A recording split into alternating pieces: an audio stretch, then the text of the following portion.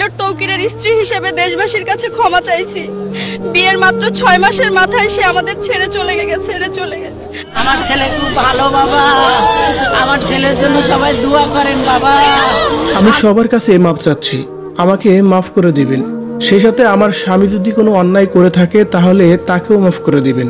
হঠাৎ করেই বিধ্বস্ত হওয়া সেই পাইলট তৌকিরকে নিয়ে কি বলছে তার স্ত্রী নিঝুম। ভিউয়ার্স, এ বিষয়ে বিস্তারিত জানতে সম্পূর্ণ ভিডিওটি দেখে সঙ্গেই থাকুন। পাইলট তৌকির গত 21শে জুলাই বিমানে বিধ্বস্ত হয়ে না ফেরার দেশে পাড়ি জমিয়েছেন। তার মৃত্যুতে যেন একেবারেই ভেঙে পড়েছেন তার পুরো পরিবার, বিশেষ করে তৌকিরের মা এবং কি স্ত্রী। তৌকিরের কথা মনে হতে যেন একেবারে কান্নায় ভেঙে পড়েন নিমিষের মধ্যেই। তাই তো তৌকিরের স্ত্রী তৌকিরকে নিয়ে সবসময় সবার কাছে মাপ চাচ্ছেন। বারবার শুধু একটা কথাই বলছেন, আমার স্বামীকে আপনারা মাফ করে দিন। তার কারণ সে ইচ্ছে করে এত বড় দুর্ঘটনা ঘটায়নি।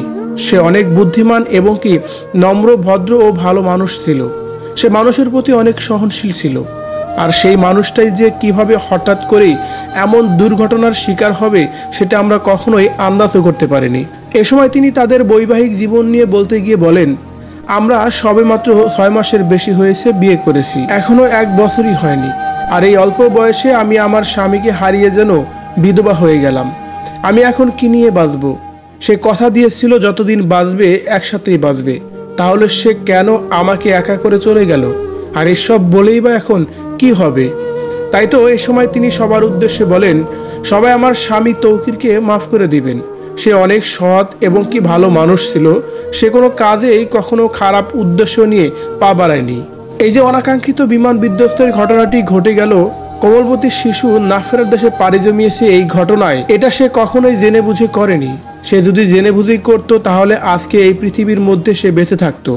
তার কারণ নিজের জীবন দিয়ে কখনো কেউ এসব অঘটন ঘটায় না।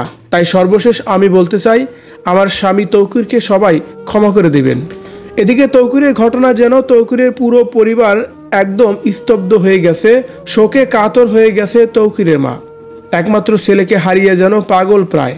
কোনোভাবেই নিজেকে সান্ত্বনা দিতে পারছেন না তিনিও শুধু কান্না করতে করতে বারবার একটা কথাই বলতেছিলেন, আমার ছেলে তো অনেক ভালো মানুষ ছিল, সবাই ওর জন্য দোয়া করবেন এবং আল্লাহ যেন ওকে ভেস্তে নসিব করে।